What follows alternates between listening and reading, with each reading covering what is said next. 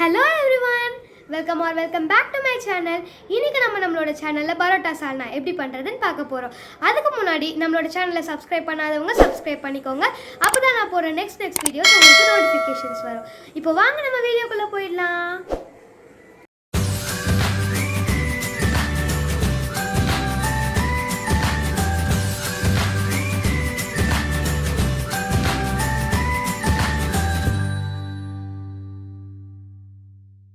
இப்போ நம்ம பரோட்டா சால்னா செய்கிறதுக்கு தேவையான பொருட்கள் பார்க்கலாம். அரை மூடி தேங்காய், 10 முந்திரி, 4 டேபிள் ஸ்பூன் எண்ணெய், சோம்பு, கிராம்பு, ஏலக்காய், பட்டை, கருவேப்பிலை, வெங்காயம், பச்சை மிளகாய், தக்காளி, இஞ்சி பூண்டு பேஸ்ட், புதினா, கொத்தமல்லி, தனி மிளகாய் தூள், மஞ்சத்தூள், மல்லித்தூள், சிக்கன் மசாலா தூள், கடலை மாவு மற்றும் தேவையான அளவு உப்பு.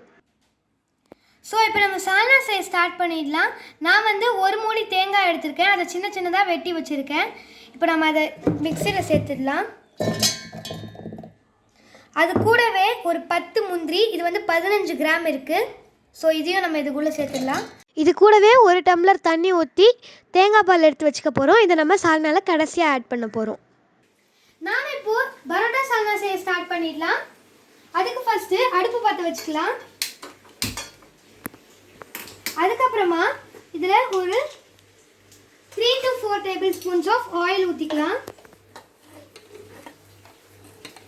ஓகே,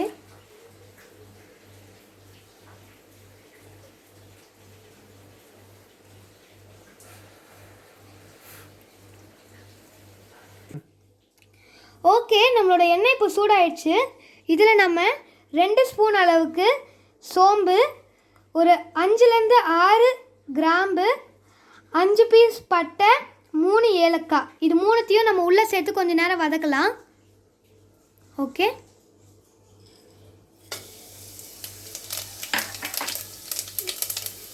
வதக்கிக்கோங்க. இப்போ நம்ம இதில் கொஞ்சம் கருவேப்பிலை ஆட் பண்ணிக்கலாம். இது ஒரு 8 கருவேப்பிலை போல் இருக்கும்.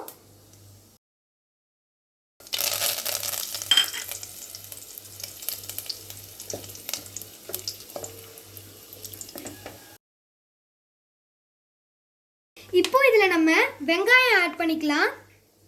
இது 2 வெங்காயம் எடுத்திருக்கேன், 2 மீடியம் சைஸ் வெங்காயம் பொடிசாக நறுக்கி வச்சுருக்கேன். இது உள்ளே சேர்த்துக்கலாம்.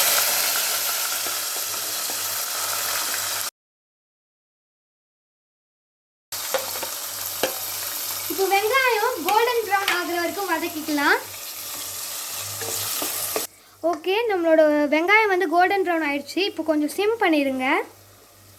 சிம் பண்ணிவிட்டு இதில் வெட்டி வச்ச இது வெட்டில் ஆக்சுவலி கீரி வச்சுக்கோங்க. இந்த மாதிரி கீரி வச்சுக்கோங்க. நடுவில் மட்டும் ஒரு 4லேருந்து 5 பச்சை மிளகாய் அளவுக்கு சேர்த்துக்கோங்க. அதுக்கு கூடவே நான் 2 மீடியம் சைஸ் தக்காளி வெட்டி வச்சுருக்கேன், அதையும் இது உள்ளே சேர்த்துடலாம்.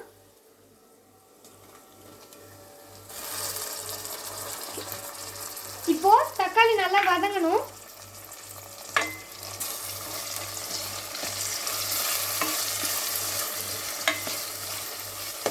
ஓகே, இப்போது தக்காளி கொஞ்சம் சீக்கிரமாக வதங்கிறதுக்காக இதில் நம்ம கொஞ்சம் உப்பை ஆட் பண்ணிக்கலாம். கொஞ்சமாக ஆட் பண்ணிக்கோங்க. இவ்வளோ ஒரு 1/4 டீஸ்பூன். இப்போது நல்லா வதக்கி விட்டுக்கோங்க. தக்காளி நல்லா வதங்கி ஸ்மாஷ் ஆகி வரணும். ஸோ அது வரைக்கும் நல்லா வதக்கிக்கோங்க.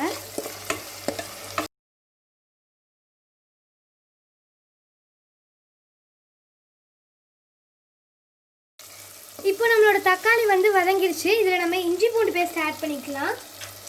சரியாக ஒரே ஒரு ஸ்பூன் மட்டும் ஆட் பண்ணிக்கோங்க, அதுக்கு மேலே ஆட் பண்ணாதீங்க, அப்புறமா ஃப்ளேவர் ரொம்ப அதிகமாகிடும். 1 ஸ்பூன் அளவுக்கு இஞ்சி பூண்டு பேஸ்ட் போட்டுக்கோங்க. அப்புறமா இதை கொஞ்ச நேரம் வதக்கிக்கோங்க. பச்சை வாசனை போகிற அளவுக்கு வதக்கிக்கோங்க.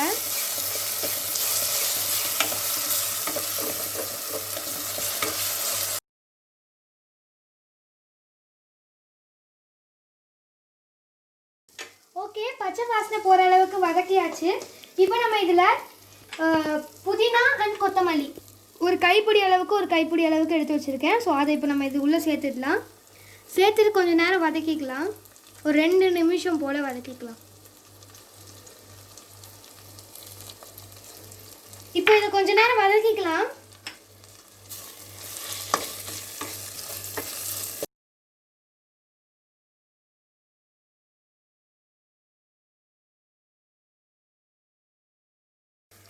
இப்போது கொத்தமல்லி புதினா போட்டு கொஞ்சம் நேரம் வதக்கியாச்சு. அடுத்ததான் நம்ம இதில் மசாலாஸ் எல்லாமே ஆட் பண்ணிட போகிறோம். இதில் நான் வந்து தனி மிளகாத்தூள் எடுத்திருக்கேன். 1.5 டேபிள் ஸ்பூன் ஆஃப் தனி மிளகாத்தூள்,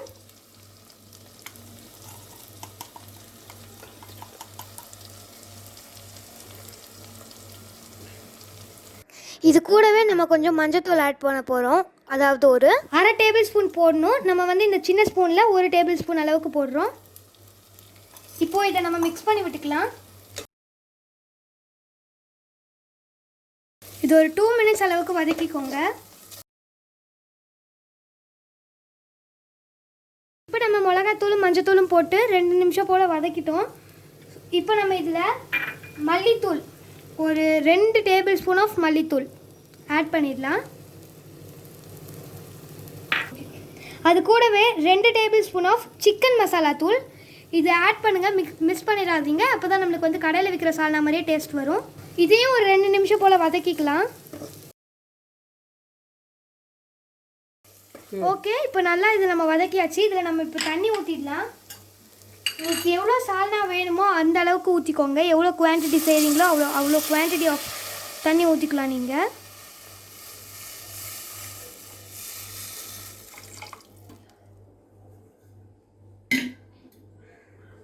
ஓகே, இப்போ நம்ம இதை மிக்ஸ் பண்ணி விட்டுக்கலாம்.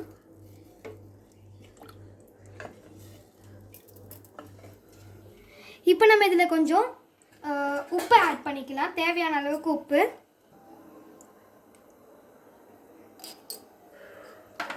இது ஒரு தடவை மிக்ஸ் பண்ணி விட்டுக்கலாம். இது கொஞ்ச நேரம் கொதிக்கட்டும். இது கொதிக்கிற நேரத்தில் நம்ம வந்து இன்னொன்று பண்ண போகிறோம். அதாவது நெக்ஸ்ட் என்ன போட போகிறோமோ அதை ரெடி பண்ண போகிறோம். ஸோ ஓகே, இப்போ நம்ம கடலை மாவு மிக்சர் ரெடி பண்ண போகிறோம். ஸோ அதுக்கு ஒரு 3 டேபிள் ஸ்பூன் போல் கடலை மாவு எடுத்துக்கலாம்.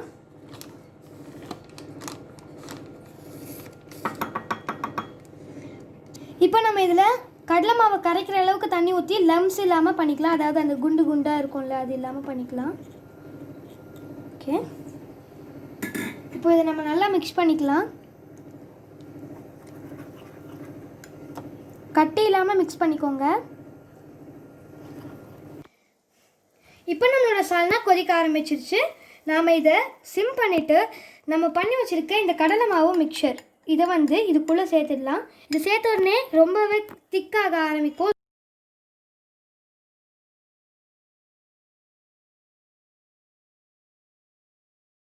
இப்போ இதை நம்ம கிண்டி விட்டுடலாம். இதை வந்து ஒரு 5 நிமிஷம் போல் கொதிக்க வச்சுக்கோங்க. நம்ம திக் பண்ணுறதுனால அடியில் அடிப்பிடிக்கிறதுக்கு வாய்ப்பு இருக்குது. அதனால் விடாமல் கிண்டிக்கோங்க. 5 நிமிஷம் நம்ம வந்து கொதிக்க விட்டோன்னா தான் அந்த கடலை மாவு வந்துட்டு பார்த்திங்கன்னா வேகும். இல்லைனா கடலை மாவோட ஸ்மெல் வந்து வரும் நம்மளோட சால்னால. ஸோ நல்லா ஒரு 5 நிமிஷமாவது மினிமம் வேக வச்சுக்கோங்க. அதாவது கொதிக்க விட்டுக்கோங்க. நம்ம கடலை மாவு போட்டதுனால திக்காயிடுச்சு நல்லா. இப்போ நம்ம இதில் கொஞ்சம் தண்ணி ஊற்றி கொஞ்சம் நேரம் கொதிக்க விடலாம். கொஞ்சம் தண்ணி ஊற்றிக்கலாம்.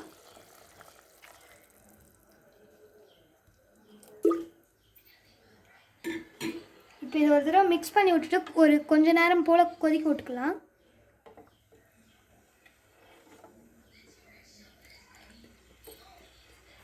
ஓகே, இப்போ நம்ம இதை கொஞ்சம் டேஸ்ட் பண்ணி பார்த்துடலாம்.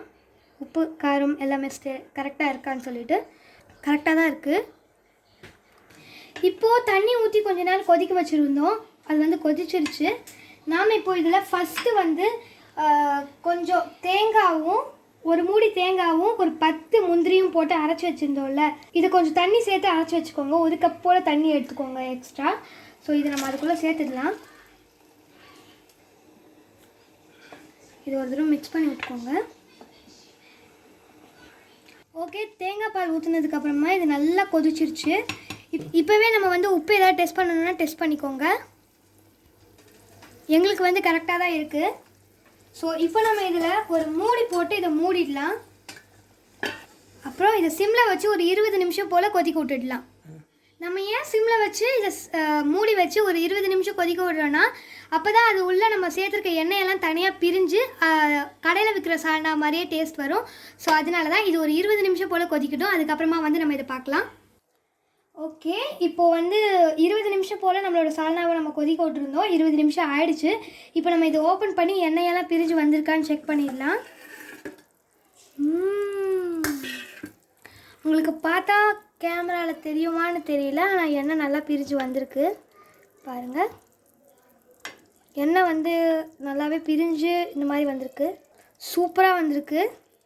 இப்போ நம்ம இதை ஆஃப் பண்ணிடலாம்.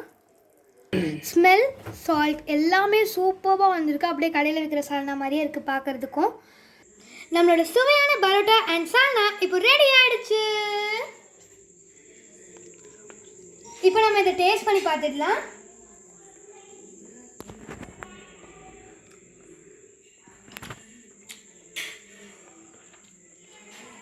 ஆக்சுவலி இது வந்து கடையில் வாங்குற மாதிரியே இருக்குது, உண்மையாலே கடையில் வாங்குற மாதிரி இருக்குது. இந்த ரெசிபி உண்மையாலே சூப்பராக வந்திருக்கு. இதை மறக்காமல் உங்கள் வீட்லேயும் ட்ரை பண்ணி பாருங்கள். எப்படி இருக்குன்றதை கமெண்ட் செக்ஷனில் எங்களுக்காக கமெண்ட் பண்ணுங்கள். தேங்க்யூ.